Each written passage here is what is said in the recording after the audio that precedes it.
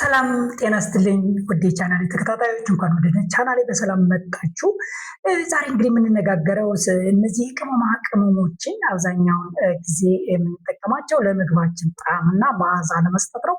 ታዲያ አንዳንድ ሕክምና ለመከታተል ወይም በተለያየ መንገድ ለሕክምና የሚመጡ ሰዎች የደም ግፊት፣ ስኳር ያለባቸው ሰዎች ዝንጅብል ተጠቅሜ ነበረ፣ ቅርንፉድ ተጠቅሜ ነበረ፣ ጥቁር አዝሙድ ተጠቅሜ ነበረ ይላሉ እና እነዚህን ነገሮች እስቲ ምንድን ነው ያላቸው የጤና ጠቀሜታ፣ በእርግጥ ምን አይነት የጤና ጠቀሜታ አላቸው የሚለውን ለማየት ሞክሬያለሁ ማለት ነው። ስለዚህ እነዚህ እንግዲህ የመድኃኒትነት ባህሪ ያላቸው ቅመማ ቅመሞች ምን አይነት ጥቅም አላቸው ለጤናችሁ፣ በኩሽናችሁ የምታገኟቸው ምግብን ከማጣፈጥ በተጨማሪ በእርግጥ ምን አይነት ጥቅም አላቸው፣ የጤና ጥቅም አላቸው የሚሉትን እነዚህ እንግዲህ ዛሬ 5 ወሳኝ የሆኑ ለጤና ሊጠቅሟችሁ የሚችሉ እነዚህን ቅመሞች እንግዲህ ባደረስኩት ዳሰሳ መሰረት ይህንን አቀርብላችኋለሁ ማለት ነው።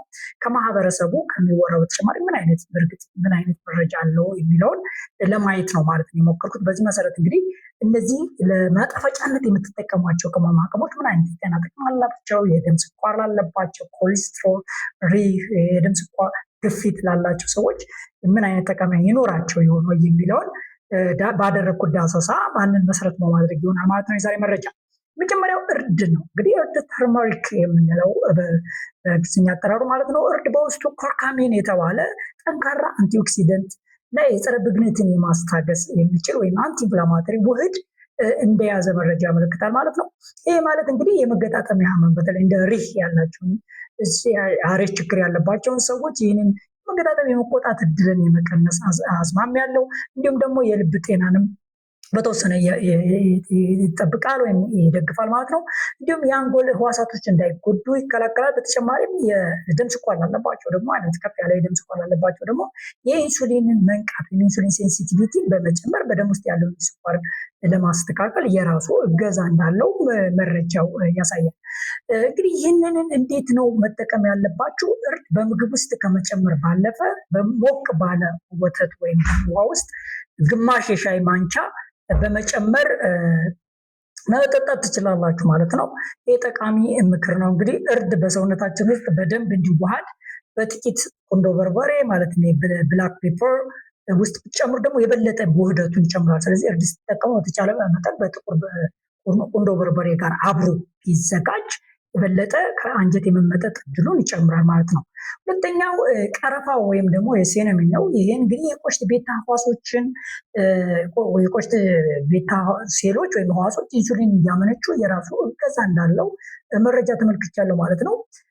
ለኮሌስትሮል እና ትራይግሊሰራይድ ማለት የኮሌስትሮል የደም ቅባት መዛባት ላላቸው ጥናቶች እንደሚያሳዩት በቀን ግማሽ የሻይ ማንኪያ ቀረፋ መጠቀም መጥፎ የኮሌስትሮል በኤልዲኤል እና ትራይግሊሰራይድ መጠን በመጨመር መጥፎ ኮሌስትሮል በመቀነስ ደግሞ የራሱ የሆነ አስተዋጽኦ እንዳለው ተነጋራ። እንዲሁም ደግሞ የደም ግፊት ያለባቸው ደግሞ የናይትሪክ ኦክሳይድ ምርትን በመጨመር የደም ቧንቧዎች ዘና እንዲሉ በማድረግ የደም ግፊት እንዲቀንስ እንደሚያደርግ መረጃ አግኝቻለሁ ማለት ነው። እንዴት ነው መጠቀም ያለባችሁ? በማለዳ ሞቅ ባለ ውሃ ወይም በኦትሜል ወይም በሻይ ላይ አነስተኛ መጠን ያለው ቀረፋ ጣል አድርጋችሁ መጠቀም ትችላላችሁ። ሶስተኛው ነጭ ሽንኩርትን ነው ያየሁት ማለት ነው። ያው ሰው በተለምዶ በተደጋጋሚ ጊዜ ለመድኃኒትነት ስለሚጠቀመው ነው። እንግዲህ ይህ ነጭ ሽንኩርት በውስጡ ሲፈጭ በተለይ ሲደቅ ወይም ሲጨፈለቅ አሊሲን የተባለ ለጤና ጠቃሚ የሆነ ውህድ አለው። እንግዲህ አጠቃላይ እነዚህን አመጋገቦች ማየት ምንድነው ከህክምናው ከመድኃኒቶች በተጨማሪ በተለይ የደም ተላላፊ ያልሆኑ የጤና ችግሮች፣ የደም ግፊት፣ የስኳር ችግር፣ የኮሌስትሮል ችግሮች፣ እነዚህ የሜታቦሊክ ሄልዝ በምንለው ዙሪያ ላይ ያሉ በመድኃኒት ብቻ አይደለም። አመጋገባችሁ በጣም ወሳኝ ነው። አኗኗራችሁ በጣም ወሳኝ ነው። አብሮ ሃንድ ኢን ሃንድ ነው፣ ከህክምናው ጎን ለጎን አብሮ የሚሄድ ነው። ስለዚህ ማህበረሰቡ እነዚህ አድርጌ ነበር እንዲያርጌ ነበር ሲል በእርግጥ እነዚህ ጠቀሜታ የላቸውም ማለት አይቻልም። ስለዚህ እነሱን ዲጋውት ማድረግ ስለሚያስፈልግ ምን አይነት መረጃ አለ የሚለውን ነው ማለት ነው እያቀረብኩላችሁ ያለው። ስለዚህ ነጭ ሽንኩርት እንግዲህ በውስጡ አሊሲን የተባለ ለጤና ጠቃሚ የሆነ ውህድ አለ።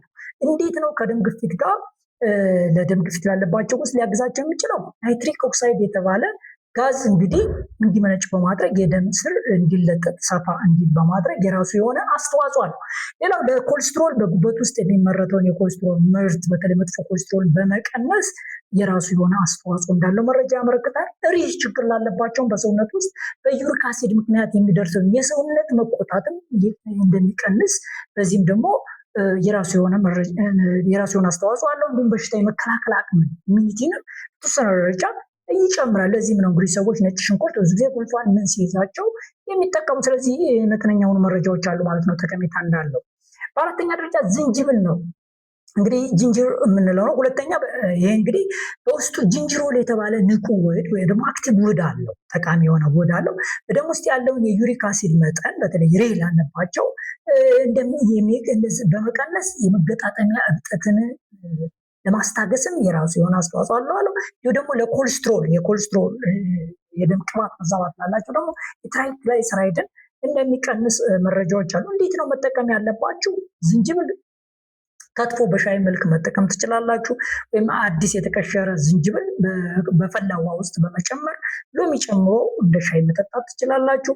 ወይንም ደግሞ በዱቄት መልክ የተዘጋጀውን በአንድ ማንኪያ ያህል ምግብ ላይ በመነስነስ ለመጠቀም ትችላላችሁ። ስለዚህ የጤና ጠቀሜታ ካላቸው ቅመማ ቅመሞች ውስጥ እንግዲህ አንዱ ዝንጅብል የሆነ ማለት ነው። አምስተኛ የጥቁር አዝሙድ ወይ ብላክ ሲድስ ነው። ለጤና ጠቃሚ ከሆኑት ቅመማ ቅመሞች ውስጥ አንዱ ብዙ ጊዜ በሙስሊም ወገኖች በብዛት የጥቁር አዝሙድን ጠቀሜታ ይናገራሉ ወይም ይጠቀሙበታል ማለት ነው። ጥቁር አዝሙድ በውስጡ ታይሞኪኒን የተባለ ውህድ አለው። ይህ በተለይ የሳይነስ፣ የአለርጂ የመሳሰሉትን የአተንፋፈስ ችግር ያለባቸውን ሰዎች ላይ የተወሰነ የራሱ የሆነ እገዛ እንዳለው መረጃዎች ያሳያሉ። የስኳር በሽታ ቁጥጥርም እንዲሁ ደግሞ ከአጠቃላይ የኢንሱሊን ሴንሲቲቪቲን በተወሰነ በመደገፍ የሰውነት ብግነትን በመቀነስ የራሱ የሆነ አስተዋጽኦ አለው። ቆዳና ለፀጉር ጤና አስተዋጽኦ እንዳለው መረጃዎች አሉ። በተጨማሪም መጥፎ ኮሌስትሮልን በመቀነስ እና የጉበት ጮማ ላለበትም የራሱ የሆነ እገዛ እንዳለው መረጃዎቹ ያሳያሉ። እንዴት እንጠቀም? አጠቃቀሙ ከተባለ ጥቁር አዝሙድን በዱቄት መልክ ከሻይ ጋር በመቀላቀል ወይም ዘይቱን በጥቂቱ መውሰድ ትችላላችሁ ማለት ነው። ውድ ተመልካቾች እንግዲህ እነዚህን ቅመሞች በማህበረሰቡ በተደጋጋሚ ይህን ተጠቅሜ ነበር፣ ዝንጅብል ወስጄ ነበር፣ ነጭ ሽንኩርት እያደረኩ ነበር ምናምን ግፊቴን ስኳር ለማስተካከል ይላሉ። እና እነዚህ ቅመሞች ለሞታቢሊቲ ጤና አስተዋጽኦ እንዳላቸው ያገኘሁት መረጃ ቢጠቁምም የምትወስዷቸውን መድኃኒት አይተኩም። መድኃኒታችን የምትወስዷቸውን የታዘዙ መድኃኒት አይነቶች ሙሉ በሙሉ አይተኩም። ስለዚህ መድኃኒቶችን የምትወስዷቸው መድኃኒቶች በፍጹም እነዚህ ሊተኳቸው ስለማይችሉ ከመቀየራችሁ በፊት ሁልጊዜ ሐኪማችሁን ማማከር ይኖርባችኋል። አብሮ ነው፣ ጎን ለጎን ነው የሚረዷችሁ። እነዚህ ለቅመማ ቅመም ምግብ ማጣፈጫነት የምንጠቀማቸው እነዚህ የመድኃኒትነት ባህሪ ያላቸው ጠቃሚ መሆናቸውን ግን አሁን ያቀረብኩላችሁ መረጃ ይጠቁማል። ነገር ግን ሁልጊዜ የምትወስዱቸው መድኃኒት አይተኩም ማለት ነው። ስለዚህ ማንኛውንም ለውጥ ከማድረጋችሁ በፊት ሁልጊዜ ሐኪማችሁን ማማከር በጣም ወሳኝ ነው። ቪዲዮውን ከወደዳችሁት ላይክ፣ ሼር በማድረግ ለሌሎች እንዲደርሱ አድርጉ። ለዚህ ቻናል አዲስ ከሆናችሁ ሰብስክራይብ በማድረግ ቤተሰቡ በቀጣይ በሌላ ቪዲዮ እስክንገናኝ ድረስ ሰላማችሁ፣ ጤናችሁ ከእናንተ ጋር ይሁን።